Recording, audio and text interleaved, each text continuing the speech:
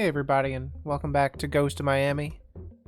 Let's resume this Luis Ernesto Lucho Marquez y Castillo case.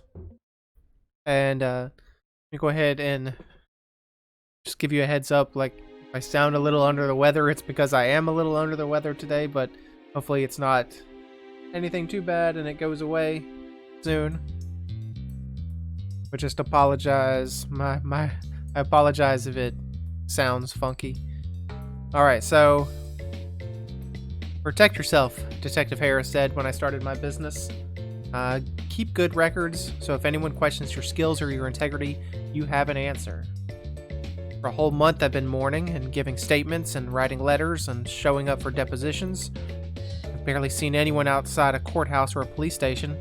Lucy calls once a week at least, begging to have lunch together, and every time I say soon. I have to make certain that my paperwork is thorough and my testimony is clear. It's tedious work, but we won't get justice for Melanie without it. Part of me isn't ready to move past her death. I obsess over things I could have done before and after I found out she was missing. But after a month talking to cops and lawyers and even one radio host, I'm ready to get back to my work. You're being very helpful, they say to me. And that's what I have to remember. It's not about how I fail, but who I can help. When Ramon Benitez knocks on my door, I'm ready. For new work, a new challenge, and whatever the future wants from me. Hello, Ramon. I'm looking for the offices of Consuelo Martinez, private detective. Are you she? Please, call me Cello. And come in. There's not much room, but make yourself comfortable.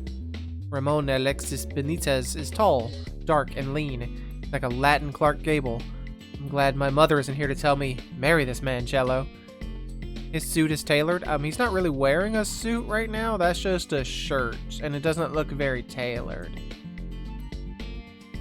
His suit is tailored. His hair is shellacked in place. His hand is firm and cool when he takes mine and shakes it firmly.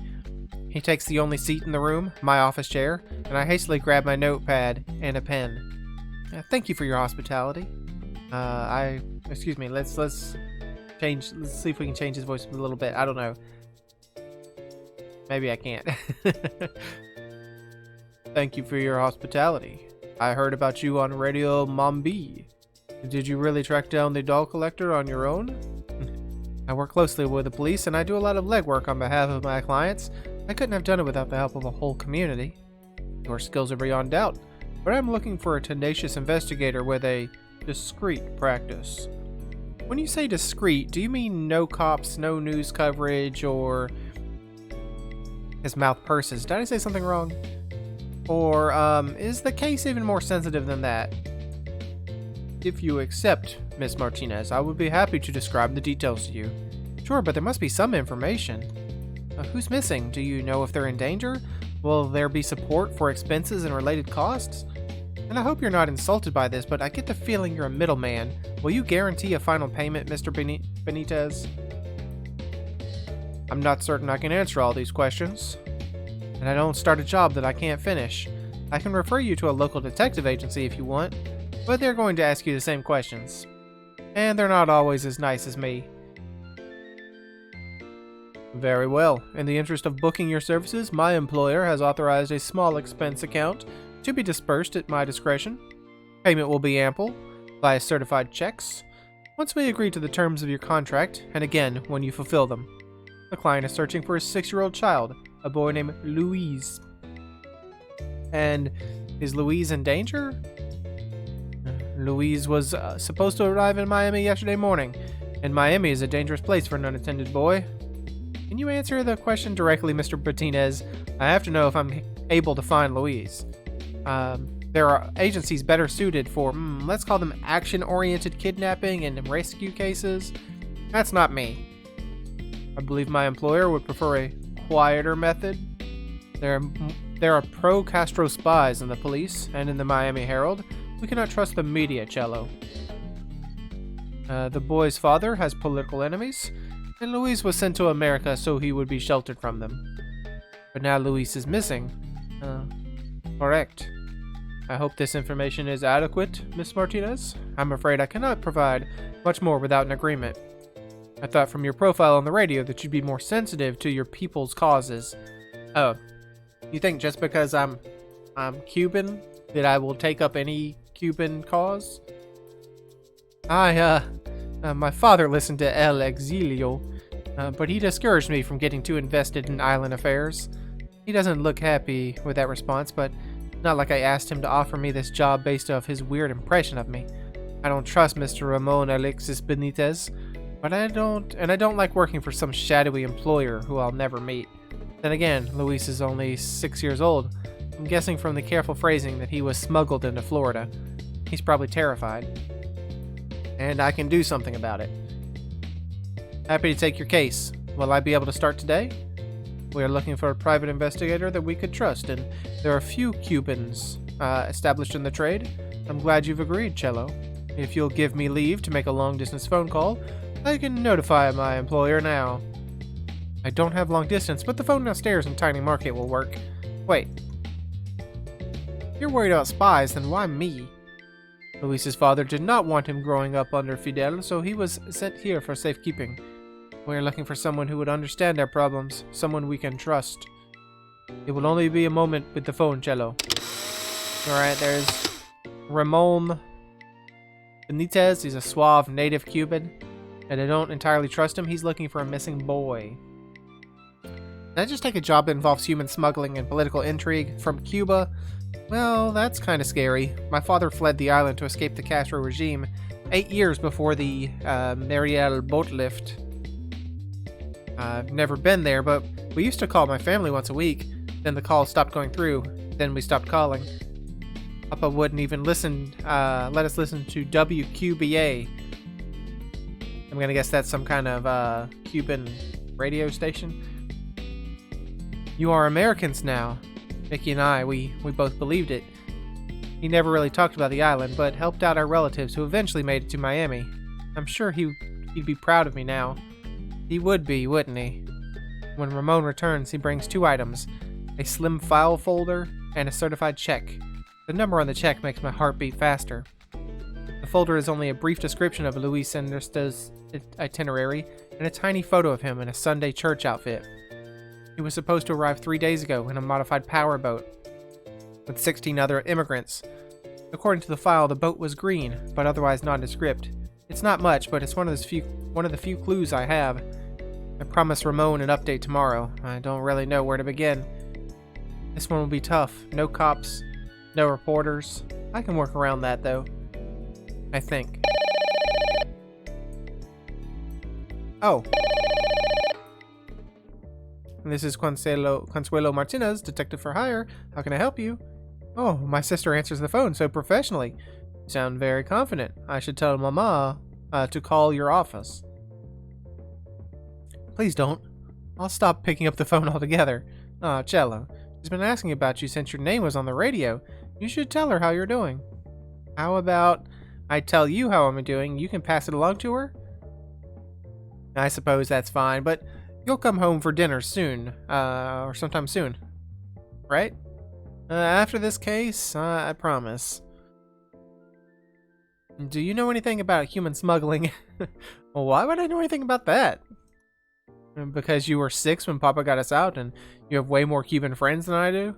I honestly have no idea where to start since I tried so hard to, fit in. I'm looking for a little kid named Luis Ernesto. He was supposed to come to Florida by boat, under the radar. I can ask around for you. Do you have a full name? It's Luis Ernesto Marquez y Castillo, aka Lucho. Cute! I'm running errands all day today, but tomorrow's my day off. How about I swing by in the afternoon and we check out some sources together? That'd be awesome, Mickey. Who sounds all professional now? The new job must be treating you well. It is, right? That man Richard? I hope he's being fair to you.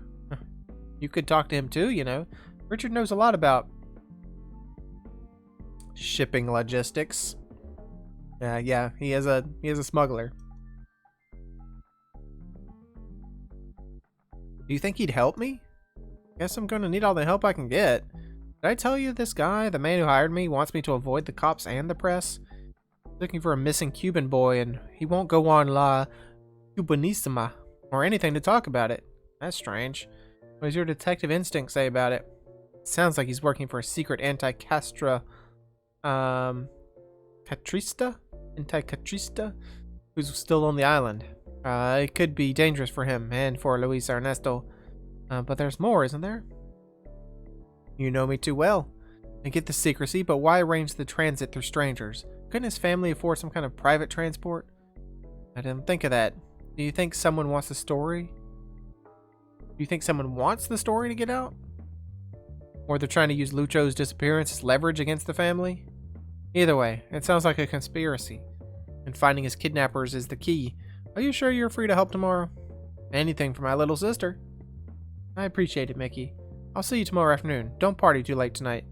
Jello? I'm really proud of you. See you tomorrow. I never thought that my brother could make my life easier. Never in 100 years. I'm really proud of him too. I don't want to waste Mickey's day off. I'll spend today on background research so we're ready for tomorrow. There's a lot of things at play here. Ramon's employers must have found a way for Luis to get to America without going through official immigration channels, and I know a lot of refugees end up with dehydration and sun exposure. Most of them get treatment at South Shore Hospital. That's the closest to the beach. I wonder if Ethan has a contact there who knows a thing or two about avoiding the authorities. Come to think of it, what happens to the boats themselves when refugees arrive? Do they go to cops or to immigration? Drug enforcement, maybe? Lucy might know a thing or two about human smuggling, too. I think I'm finally ready to talk to her again. And would it be worth some time to research Mr. Martinez himself? Luis might be in trouble, but some of Ramon's stories seemed a little off. There's a lot to do before tomorrow. I better get started. Alright, let's go to the, let's go to the hospital first.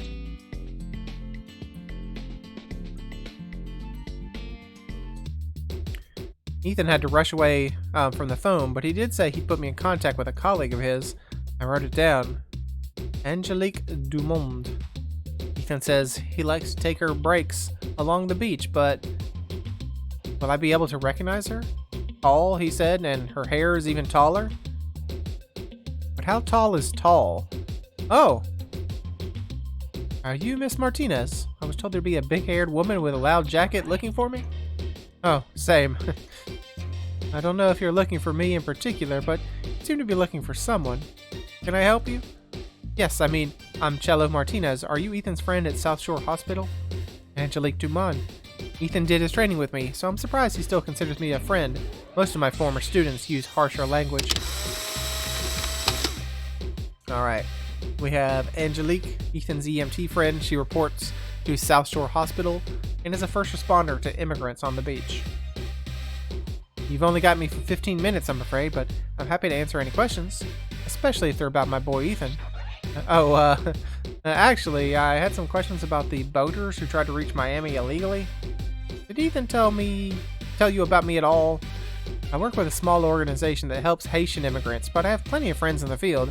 Ah, Haitian immigrants? We're looking for Cuban immigrants.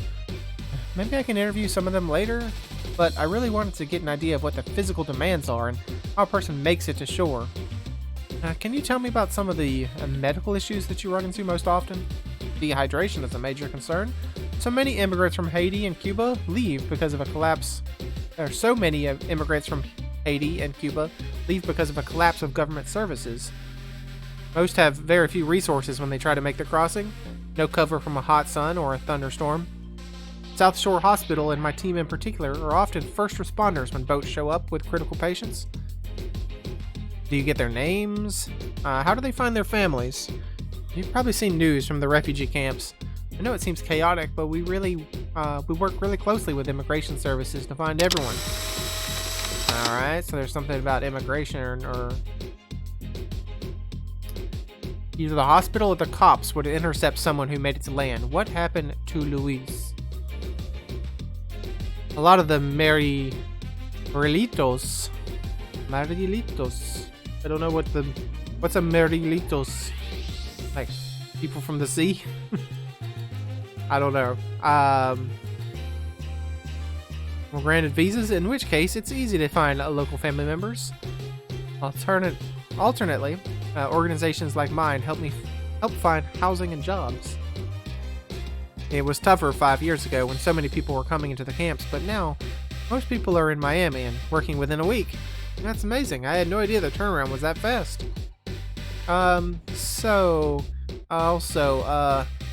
Miss Martinez, every day I see people at their worst. It takes a lot for some people to finally relinquish their dignity and call a stranger for help. You wouldn't believe some of the things I've seen. One question isn't going to hurt my feelings or scare me off. Okay, so, what would you do if you wanted to avoid the immigration authorities? First of all, you'd best make sure you don't need a hospital. Honestly, most people who have survived the storms, the sharks, and the passage itself, they're just happy to be on solid ground. But once you're in a hospital, you're in the system. You could bribe an administrator to leave you off the patient list, but that's a roundabout solution. Why do you say that? If you have cash, you can pay a pilot or an experienced smuggler. There's safer routes through Mexico. Boats are for the desperate. Alright, what do we have?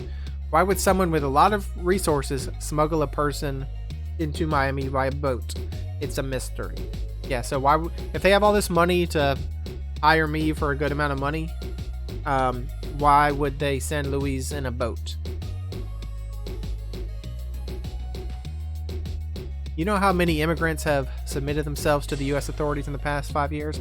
200,000 is the modest guess, and that's just from Cuba and Haiti alone. It's easy enough to get lost in the system. I'd just risk getting ID'd. That's strange. Ramon was convinced that Lucho wouldn't get caught in immigration. Is he just paranoid of the authorities, or were they keeping an eye out for Luis specifically for some reason? And what if you wanted to avoid both, the hospitals and the immigration people? That's out of my wheelhouse, Cello, but I'd find someone to smuggle me in. I'm told there's an emerging market of deep-sea fishermen and boating enthusiasts who keep an eye out for boats and rescue refugees. The problem is keeping them off the radar. Gotta come to shore sometime. I'm pretty sure my client snuck out of Cuba on a boat with others, but it's worth a follow-up with the guy who hired me, just in case. Thanks, Angelique. That was very helpful. I don't think it was, honestly. By my count, I've got 5 minutes left. Can I ask you a question in return, Miss Martinez? As long as you call me Cello from now on. Alright, Cello. Then, what are your intentions with my sweet Ethan? No intentions. I promise he's fun to be around. I'm trying my best, but, I don't have any intentions on Ethan, to be honest with you. I didn't realize he was spoken for. I mean, I wasn't trying anything, but if I had known, I would have not tried a lot harder.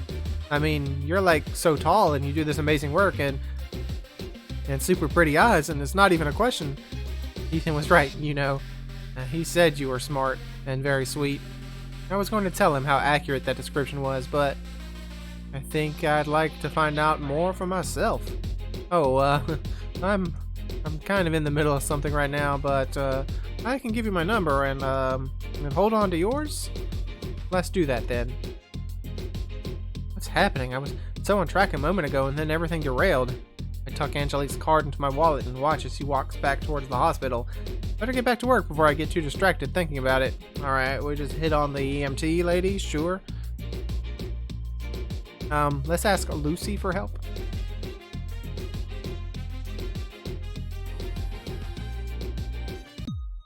There she is in the VIP section, smoking the first 2 cigarettes for the day, one after breakfast and one during her break in the middle of the bar rush.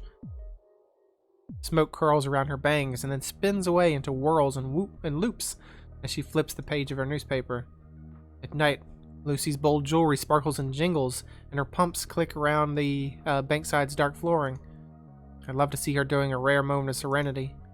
What she did to Melanie is still in the back of my mind. It was lonely and difficult grieving without Lucy's support. I've missed her. Hey you, Marcello, how much can I pay you to greet me like this every morning? It's just like her, pretend like nothing happened and move right along. Then again, it's been a really emotional month. I don't want to bring the mood down, especially with Lucy trying so hard to be cheerful. I'll do it for free, but with your hours, I don't know when you wake up. And then stay the night with me every night. Speaking of tonight, are you busy? I was hoping to work on this new case, actually. I came to ask you about... Not yet. I am off-site all day tomorrow, and I insist you come here for dinner tonight. Bring a friend. I have not stuck my nose in your social life for so long, and I miss meddling. I refuse to discuss anything until you invite someone over for dinner, preferably someone kind and attractive. But nothing. Lucy's expression leaves no room for argument. The nearest employee brings over a touch-tone phone. I guess I'm asking someone out on a date. Who should I call? Janet? Tala? No one. You know what?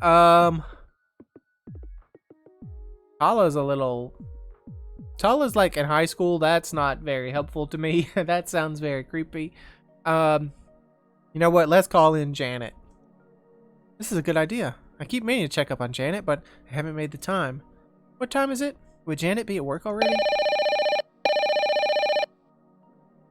Hello, Big Vanessa. Hi, is Prince Charming working today? It's Cello. Cello Martinez.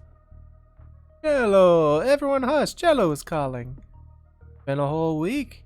Why in the world haven't you visited us? I think I'm doing her voice wrong again. I've been busy. Picked up a new case. It's good to hear your voice, Vanessa. So you want our handsome Prince Charming assisting you on this one, huh? No, I was thinking of... I'm asking him on a date? Mazel tov. I'll get him on the line. Are you going to stay on the call? I don't have to answer that. Here's Prince. Consuelo. The way Prince Charming says my name, his voice rumbling with a practiced vibrato. Yeah, I didn't do any practice vibrato. It makes my hair stand on end. Hi, Prince. You're working shifts at the cannery again? Picking up some hours helping with prep and some costume fixes. I haven't been on stage since The Thing, but we're working on it. So, you got my message? No.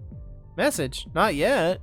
I tried to call your office this morning, but I guess you are already working. Do you want to come out this afternoon?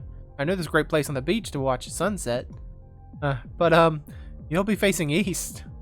Then I'll have to watch you instead. Does that line work on all the girls?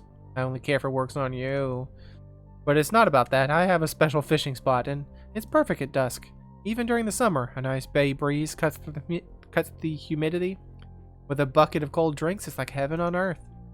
I'm not sure if I have any time before this evening. I just got a new case today, and it's running me all around Dade County. Hey, if I've learned anything in the last month, it's that Consuelo Martinez needs space to work. Do what you need to do. I'll be fishing all night if that helps to clear my head. Well, how about this? Have dinner with me and my best friend tonight. I'll wrap up my investigation by the evening for sure. She runs a club and restaurant called the Bankside on South Beach. You know? That sounds fun. What time should I meet you? Is 8 alright? I'll be there. Wait. Was I rude just now, turning down Prince Charming's date and then asking him on a different one? At least he was really nice about it. I could still meet him at the beach before dinner tonight. Let's get these notes together. Maybe if I finish, I can play a little hooky. Maybe. Are you happy now? I called a person, I made a date, and you'll get to be there. My dreams are coming true. Thank you for obliging me, Cello. You know I worry about you, right? You cannot work so hard and ignore the rest of the world. It's not worthwhile to be ambitious yet lonely. I'll never be lonely with you around, Luciano Escobar.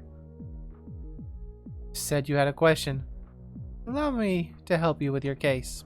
So, you ship stuff, sometimes, into Miami. Consuelo! Hush for a second. Trevor! Yes, Miss Lucy? Can we get some music here, please? Loud, with some rhythm. You got it. Gotta cover up our conversation here. Continue. When my dad came to the States, he was picked up by the Coast Guard and put through immigration at Freedom Tower. And then the Marielitos who had visas, they could find their families or go into the refugee system. But now, if you wanted to come to Miami under the radar, in a boat, how would you do it? My client was supposed to meet someone coming from Cuba. So your Cuban gets in a boat and doesn't want to be caught, but wants to find someone on shore. Right. No visa from Fidel, no amnesty from the feds. 5 years ago, it was easier, of course, to show up, and if you're Cuban or Haitian, the Carter administration would take you. Nowadays, the blockade is stronger. The U.S. still takes immigrants, but the rules are more stringent. Under the radar, assuming you have the resources, you hire a private pilot. Ours fly from the Bahamas. Watch the ocean and the bay, and report to us. However, the Coast Guard is not the only peril, or the worst. The sea is deep and full of sharks. We can watch for the authorities, but not for the weather or badly constructed boats. Do you ever lose shipments that way? A dark look crosses Lucy's face, and she hesitates before she answers. You and I, Luciana and Consuelo, we are friends. But you and I also know that our parents would never be friends. So, forgive me please as I tell you something that may sound callous. I forgive you. My cousins recognize the Cuban exodus as a valuable but temporary link in the supply chain. These days, importing is easier from the Bahamas or from Mexico to California. I see. You're not guaranteed that a smuggler will be able to keep a shortwave radio or a walkie-talkie. Monitoring the air and marking the boats is the only recourse we have, and the DEA watches the smuggler tags closely. Why would to get to shore safely and without being detected, Luis would have to communicate with someone, but how? It seems outside of your area of expertise. What does this have to do with your missing person? I'm not looking for drug smugglers, but if that's what you mean, but someone was supposed to make sure this boy, Luis Ernesto, made it to shore, but he never did. Would any of your pilots have seen a little refugee boat come in? A small launch boat from Cuba? Most of ours are exclusive, but yes, there is a man, a freelancer. We do not work with him often because the cousin said he might be speaking to the authorities. Buddy Bailey, he's a sweet man, a retiree with his own little seaplane. He does many odd jobs, and may know others in the field. Who knows, he may have seen your little boat. He gives tours from Hollywood to Virginia Key. Alright, thank goodness I know someone who can put me in touch with a spotter pilot. It is likely that he's already out today, but I shall make a call for you. He docks at a small marina on Dodge Island. I'll have him meet you there tomorrow. Lucy, you are a goddess. You are an empress. I could kiss you. No, my Cholito. I'm simply glad that I can be helpful to you. But you watch out. I may cash in these kisses someday. You have a tab running with me. For kisses. I know. I'm going to check some of this stuff out and maybe take a walk along the beach. I'll be back for dinner later tonight. See you then, my friend. Wow. Filled a whole notebook. Better go back to the office and drop off some stuff.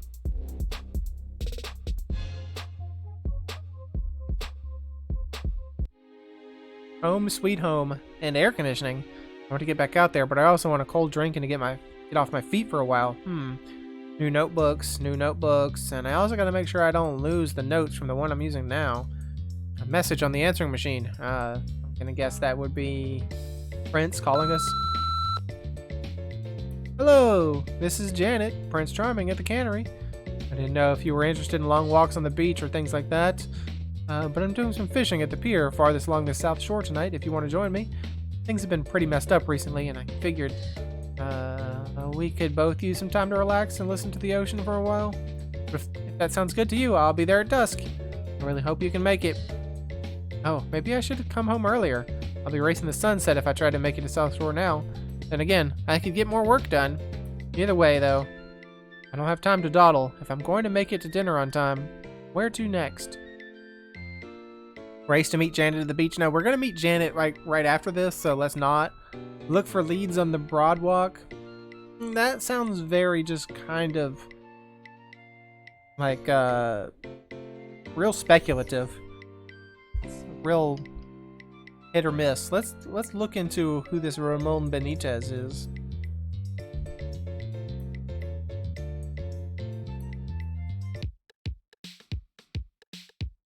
Too late to catch up with Ramon, but maybe there's a trace of him on Mrs. Swoon's security cameras. Miss Swoon? Can I take a look at your... Whoa, what's that smell? Gabriella from 2 doors down. They had a party last night, and She brought some leftovers to share. This is her cousin's pulled pork. Can I try some? I have to try some. Sure. I'll put it on the hot plate. But of course, 4 customers and a delivery person choose that exact moment to walk in. Mrs. Woon stops to talk to each one. Funny. I normally think of her as a stoic, deadpan sort of lady, but she knows each person's name and asks after their families. I browse the personal ads on her tack board for a while until she returns. Sorry about that. Your sandwich is on the griddle. What did you want to ask me? Do you remember the man who was in here this morning? Tall, with swooshy hair? Yes, I recall the man. He used our phone for a long time, and to call long distance. Mr. Woon wants to bill you for the minutes. So, who is this new handsome gentleman? A boyfriend? No, Mrs. Woon. He's a new client. New client, yes. Does this new client have a name? Ramon Benitez. I've heard the name. Domenica, who runs the shop on 21st. She said that handsome Mr. Martinez started renting a room in her building just this week. Glad you're not dating, then. Domenica's son said he's a strange guy. Huh, strange how? And how is Domenica's son? I haven't seen them since... Wow, it's been a while. He's struggling in school, but Mr. Gutierrez has been paying him for deliveries. His mama is just happy there's a good job waiting for him. Domenica says that Mr. Martinez does not work, but gets food delivered him all the time. His apartment was unfurnished, but the only thing he moved in was a small writing desk, a lamp, and a very expensive telephone. Guess he's not planning to stay in Miami. That makes sense. He said he works for an employer in Cuba. I don't think he'll return after this job, though. Feels like he's trying to stay off everyone's radar. See? Suspicious. Elena. Oh, wait. Laundromat Elena or Rosa or Yolanda's mom Elena? Rosa and Yolanda's mom Elena. Which Elena? Mom Elena. She said this man, Mr. Martinez, has not contacted a single family member, and that he hasn't contacted any of the assistance groups. And how would Elena know all this? The man is independently wealthy. The food he orders, she says she can hear the delivery man when he drops off the bags. They're extravagant. Ramon Benitez isn't who he claims to be, and he's acting really suspicious. Is this relevant, though? Can't blame her for being a little curious, can you? She's been checking in to see if he's married or not. No ring, we think. Jeez, Mrs. Woon, I was hoping to track down some more information about Mr. Martinez, but your spy network has done all the work for me. All I do is listen, and I know the neighborhood well. Little Havana knows something. Mrs. Woon knows it too. I don't know, Mrs. Woon. It seems a little gossipy to me. Consuelo, as a detective, you are in the business of information gathering, and you shouldn't dismiss information just because you think the source is frivolous or silly.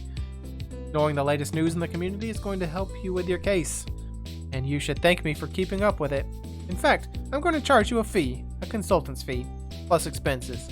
Come on, what expenses do I owe you, Miss Woon? My long-distance bill, for one. And you will owe me for putting this delicious pulled pork on a sandwich bun. I'll charge you extra for Gabriella's contribution. Here, does it taste good? Let me try. Oh my god, so good. How about once this case is done, I stop by and thank Gabriella myself, and Domenica, and both Elenas, and tell you what.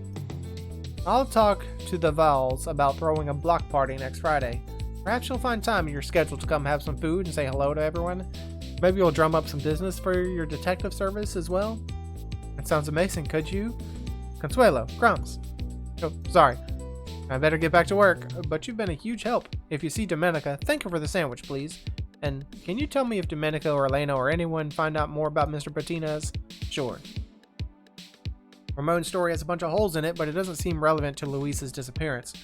Right now, that's a distraction. I better focus on the case itself. Oh my god, I have 30 minutes to get on my street clothes and over to the bridge and fight through South Beach traffic.